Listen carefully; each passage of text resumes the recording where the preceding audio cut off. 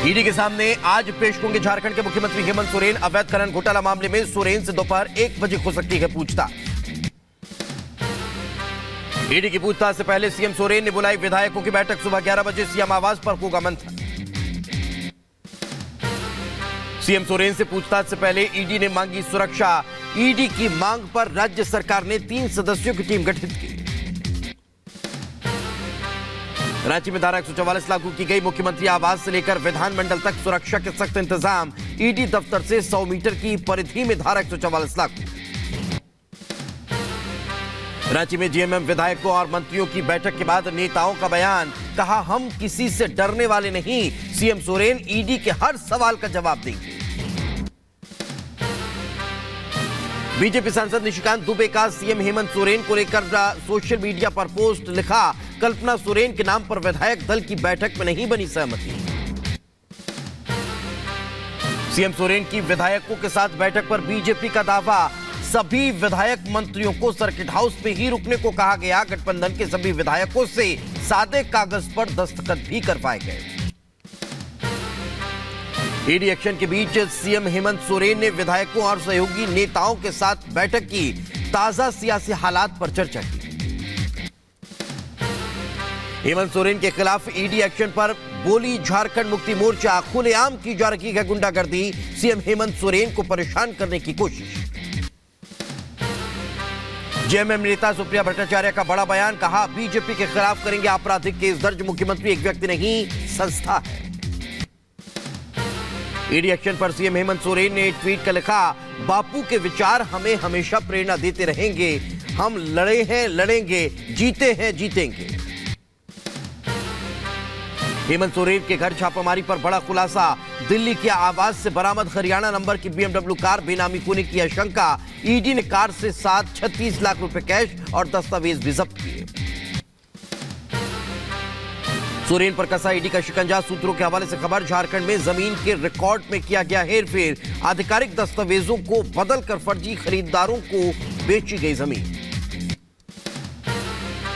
झारखंड के अवैध खनन और जमीन घोटाले में राज्य के डिप्टी कलेक्टर की भी भूमिका। सूत्रों के हवाले से खबर, निजी कंपनी को धांधली कर दी गई जमीन।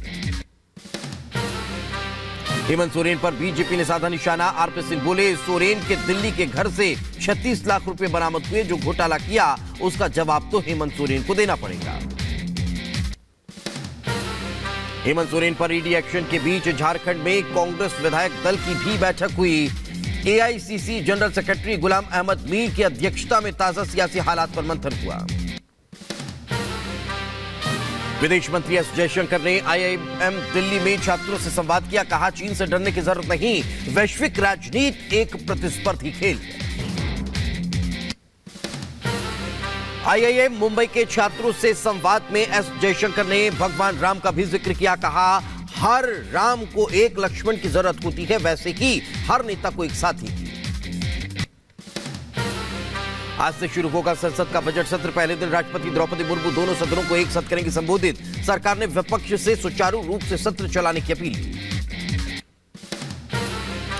बजट सत्र से पहले राजनाथ सिंह की अध्यक्षता में पूरी हुई सर्वदलीय बैठक। 1 फरवरी को पेश होगा आम बजट। मोदी सरकार बोली, हर मुद्दे पर चर्चा को तैयार। कर्नाटक के मुख्यमंत्री सिद्धरामैया ने केंद्रीय वित्त मंत्री निर्मला सीतारमण को लिखी चिट्ठी। रायचूर में एम्स स्थापित करने के लिए फंड जारी करने की अपील की गई। आम बजट से पहले देश के लिए अच्छी खबर। आईएमएफ ने बढ़ाई भारत की अनुमानित विकास दर। साल 2024-25 में दुनिया में सबसे तेज 6.5% की दर से विकास करेगा भारत। आईएमएफ के भारत के जीडीपी को लेकर जारी ताजा अनुमान पर असम के मुख्यमंत्री हिमंत बिस्वा शर्मा ने कहा, भारतीय अर्थव्यवस्था अभी दुनिया में सबसे तेजी से बढ़ती अर्थव्यवस्था बनी हुई है। तेजस्वी यादव से ईडी ने की पूछताछ। लैंड फॉर जॉब मामले में ईडी ने 8 घंटे तक सवाल जवाब किए। तेजस्वी यादव से ईडी की पूछताछ पर बोले, बिहार के deputy CM Vijay Sinha, court और संवैधानिक संस्था के प्रति सम्मान होना चाहिए। अगर हम सही तो डरना नहीं चाहिए। बिहार के डिप्टी सीएम सम्राट चौधरी का बयान। बिहार में भ्रष्टाचार, आतंकवाद और गुंडागर्दी के लिए लालू परिवार जिम्मेदार है। मोदी की गारंटी है, कार्रवाई होकर रहेगी। रेलवे में जमीन के बदले नौकरी घोटाले में सीबीआई सप्लीमेंट्री चार्जशीट करेगी दाखिल। सीबीआई ने दिल्ली के कोर्ट में दी जानकारी। चंडीगढ़ नगर निगम मेयर चुनाव का विवाद पहुंचा हाईकोर्ट। आप कांग्रेस ने की चुनाव रद्द कर दोबारा कराने की मांग। आज पंजाब हरियाणा हाईकोर्ट इस मामले में करेगा सुनवाई। चंडीगढ़ का मेयर चुनाव जीते बीजेपी उम्मीदवार मनोज कुमार का बयान। हार के बाद आप हर साल ऐसा ही करती है, हमें जो वोट मिले हैं वो काम को देखकर मिले हैं। चंडीगढ़ मेयर का चुनाव हार के बाद बोले इंडी गठबंधन के उम्मीदवार कुलदीप सिंह, चुनाव में लोकतंत्र की हत्या हुई। चंडीगढ़ मेयर चुनाव हार के बाद बीजेपी पर बरसे दिल्ली के मुख्यमंत्री अरविंद केजरीवाल, कहा लोकतंत्र की हत्या की गई है। बीजेपी ने चंडीगढ़ मेयर का चुनाव खुली धोखाधड़ी से जीता। चंडीगढ़ मेयर चुनाव में हार के बाद इंडी गठबंधन के आरोपों पर बोले बीजेपी नेता मनजिंदर सिंह सिरसा, बेईमान और करप्ट लोगों ने मिलाया था हाथ, जनता के आशीर्वाद से बीजेपी की हुई जीत। चंडीगढ़ मेयर चुनाव में इंडी उम्मीदवार की हार पर बोले मनोज तिवारी, राघव चड्ढा अपने पार्षदों से पूछे कि पार्षदों ने उनके कैंडिडेट को क्यों नहीं दिया वोट। सपा अध्यक्ष अखिलेश यादव ने भी चंडीगढ़ में मेयर चुनाव को लेकर बीजेपी पर धांधली का आरोप लगाया। कहा इस मामले में सुप्रीम कोर्ट स्वतः संज्ञान ले और दोषियों के खिलाफ दंडात्मक कार्रवाई करे। दिल्ली के भारत मंडपम में 1 फरवरी से 3 फरवरी तक का 1 फरवरी से 3 दिवसीय वाहन प्रदर्शनी का आयोजन किया जाएगा। प्रधानमंत्री नरेंद्र मोदी 2 फरवरी को ऑडिटोरियम में इंडस्ट्री को करेंगे संबोधित। बीजेपी मुख्यालय में जेपी नड्डा ने महासचिवों के साथ की बैठक। लोकसभा चुनाव की रणनीति पर हुई चर्चा। दिल्ली में बीजेपी मुख्यालय में लोकसभा चुनाव को लेकर हुई बैठक। जेपी नड्डा की अगुवाई में समन्वय समिति ने चुनाव रणनीति पर चर्चा की। लोकसभा चुनाव से पहले इंडी गठबंधन में बड़ी फूट। सपा अध्यक्ष अखिलेश यादव ने सीट बंटवारे से पहले यूपी में 16 सीटों पर उम्मीदवारों का किया ऐलान। मैनपुरी से डिंपल यादव लड़ेंगी चुनाव।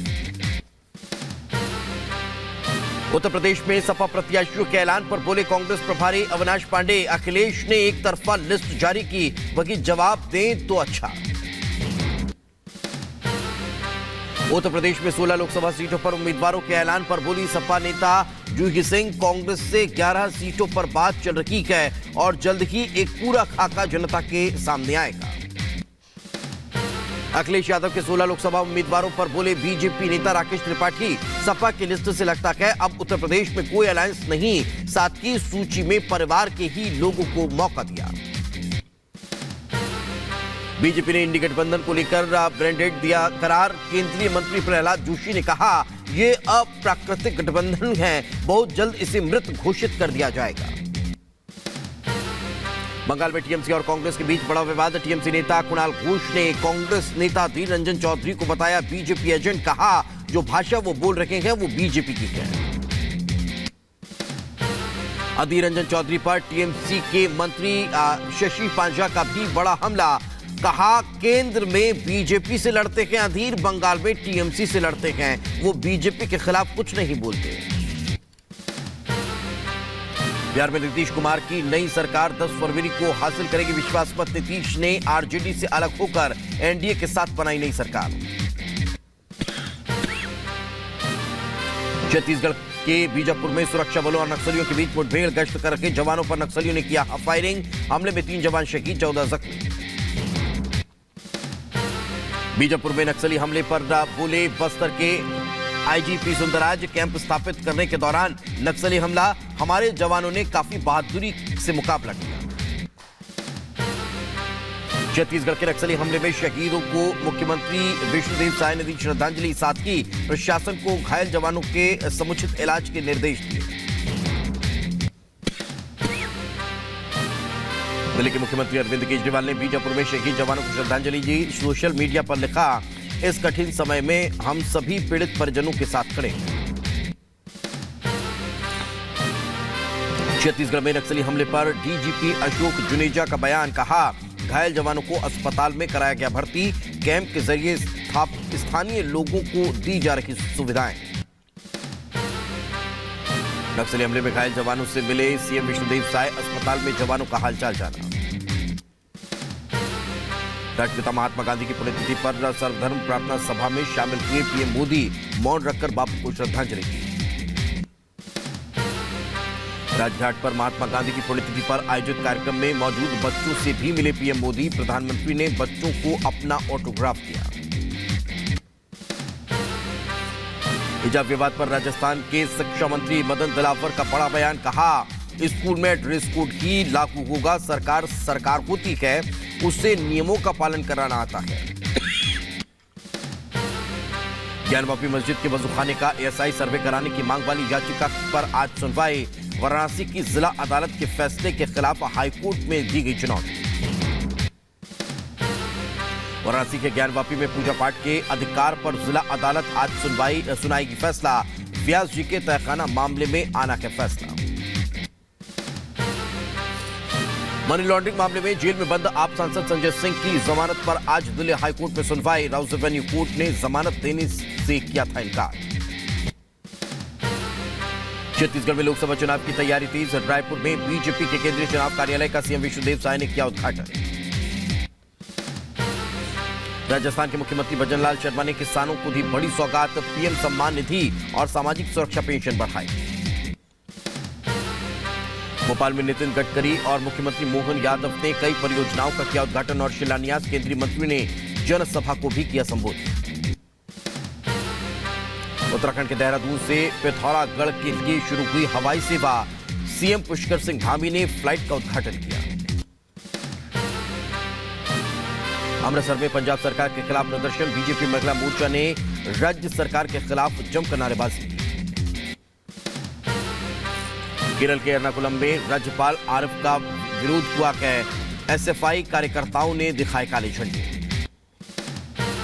भुवनेश्वर में मुफ्त बस यात्रा को लेकर प्रदर्शन। राज्य सरकार से मांग को लेकर महिला और ट्रांसजेंडरों ने प्रदर्शन किया। यूपी के अंबेडकर नगर में भीमराव अंबेडकर की प्रतिमा खंडित करने को लेकर ग्रामीणों में गुस्सा। महिलाओं ने पुलिस पर किया पथराव।